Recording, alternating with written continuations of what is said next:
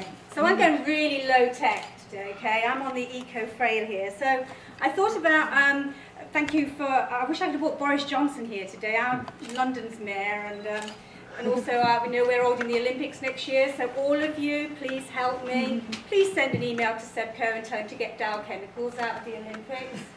We need India more than we need Dow Chemicals, so that would help me quite a lot, because I have been sending him emails and he doesn't respond, so I wonder why. So I'm also the nobody, because years ago, I mean, I've been probably working in environmental groups since I was a student. As an art student, you know, we're renowned for sitting on floors and not moving till someone drags you away by your feet. And so I was a nobody, in particular at the point in time where I suddenly realised that there was a problem here. That there's something wrong with the way that we look at products and the way that we're sold products. So for me, the first thing that started to make me change from being a nobody, well, maybe not nobody, because I tie myself to a few trees, and as I said before, I'm a sort of curtain twitcher, so I'm quite happy to ring up the environmental agency and tell them somebody's doing something bad. So for me, the first thing that, having been, you know, a mom, I'm little babies and looking after the world, how am I going to look after their world, was my first R, which is realization. Realization that there is a real problem here. I'm going to give that to you. That's your first R. You have to realize that there is a problem. What is the nature? There's all sorts of problems in the world. For me, my particular problem was dioxin. It's the pulping industry. And plastics. There's a lot of other things, but this was the thing that I had the realization nobody really cares about this. They think we can do it, we can go along with it. We can just, you know, people don't say anything, we can carry on. So after that first realization was that there's a problem here, there was a reaction. A second R. The reaction was, and it can be many things, but for mine, it was anger. It was a resolve that I was going to do something about this. And a passion. So this is my second R. So I'll give you my second R. Yes, you can have the second R. There's a lot of R's in the environment. So there was so when I sat and I saw this program about dioxin, it was about how hermaphrodites were being found in the lakes in Canada. I used to live in Vancouver, lovely place, but when you drive up to Whistler, that water is a funny colour. It's a funny colour for a reason. It's all the stuff that gets pushed out into the water as part of the process of pulping. So next thing, my next R in my life was the resolve to do something about it. And that happened about 1 o'clock in the morning in my bathroom, when I said to my husband, you know what, I've got to do something about this. I've got to do something about it. I can't just sit back and say, you know, I'll be just like the rest of people say, I don't really know a lot about it. I know a bit about it. I can just see if somebody else does it better. But the resolve was that it was going to be me who was going to do it. So that was my next R. So I was going to have this R. Polly, you can use that one. So then there's part of the thing that says, comes with our next R, which is responsibility. Two parts to responsibility. One is accepting that you are responsible. I am responsible. We're all responsible for all the things that happen in our environment. It's not somebody else's fault, it's our fault. And then there's another kind of responsibility, which is taking responsibility, and that's a different thing, because that means that I'm going to take responsibility for this. I'm going to make sure that we all know that we're part of it, and that we're going to do something about it. That's the easy bit, really. But no, I don't also have this one. Who's going to have this? Okay, you can have that one. You can have that one. Okay. So now I've made my bed. I'm going to lie on it. Okay. So it's the next R. Research. Now you're all familiar with doing your research. I mean, I was a graduate. I knew how to research. I knew how to find out about things.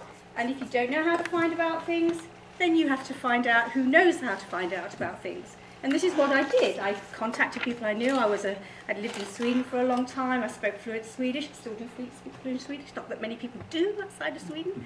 So I was able to talk to mills. I was able to talk to contract manufacturers.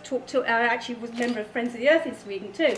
So I was able to do my research and help and actually get others to help me to do my research. So that's a very important R, research, because you need to know the problem.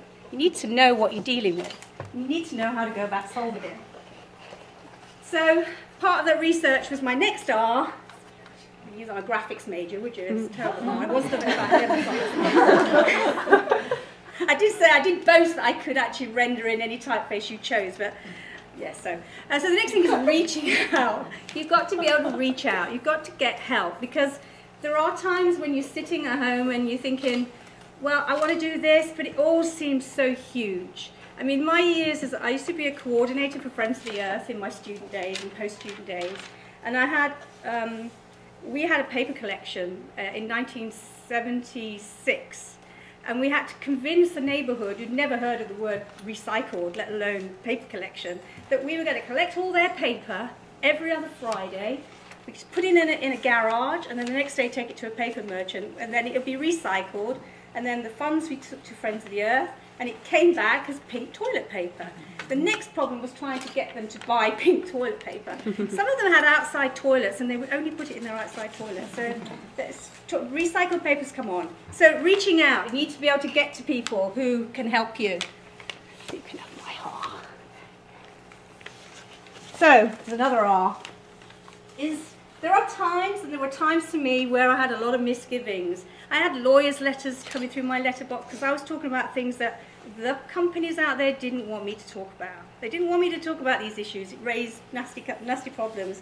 So when you have misgivings, the other thing, the most important thing is to remember why you're doing it. You have to remember why you're doing it, because there's no going back. There really is no going back, because you only have the sort of sense that you could have done something, but you didn't do anything about it. So someone pass it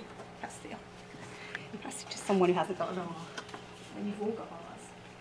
And when you have misgivings, you need to be able to re-educate yourself. You need to get there. You need to change all your perceptions about what you can do and you can't do. Don't let anybody tell you you can't do it. Don't let anybody tell you that you're making a big mistake. You re-educate yourself, and then re-educate the people who tell you can't do it. Because there is a way you can do it. You just have to lose a bit of sleep, lose a bit of weight. And then one of my favourite things, my most favourite R, is to rebel. There's no other way of doing it. There's no other way of describing it. And I think perhaps when I die and I'm buried on the side of a hill in Cornwall so I can look out to the sea with a lovely oak tree on my head, I just want an R on my little stone that says she was a rebel. Okay, so now you're a rebel, what are you got to do? The big important R is to raise your voice. Because together, one voice is still quite important. It is important. There's always one voice in the wilderness. But when you start to say, and other people will hear your voice, together, you are a mass movement. A mass movement. I can tell you, I've tied myself to more trees than I care to mention. But now we have the digital age. That voice is loud and it's very easily spread. So raising your voice. So it's not got an R. Only 2 more R's to go. Am I on time? Okay. Ooh, what was that? Oh, it wasn't. It was just my imagination. Boring imagination, is there? Oh, there is one. No, that's called jet lag. And the next R is to reject. Reject, in my mind, was to compromise. I never compromise. There are many times where I've been able to think, well, you could do this, but you need to do this in order to do that. And that means that I would have to compromise on my principles to do that. So reject compromise, because it leads you into a cul-de-sac. It might get you somewhere for a short time, but not too far. And the next one, which is all these R's, and this is, you really have to think about it, because remember I'm British, okay? So when you go, what? I'll explain to you. So the next thing is, can you all hold your R's up? Very good. Okay. What you need to do now is to bear R's. Or, if I want to say,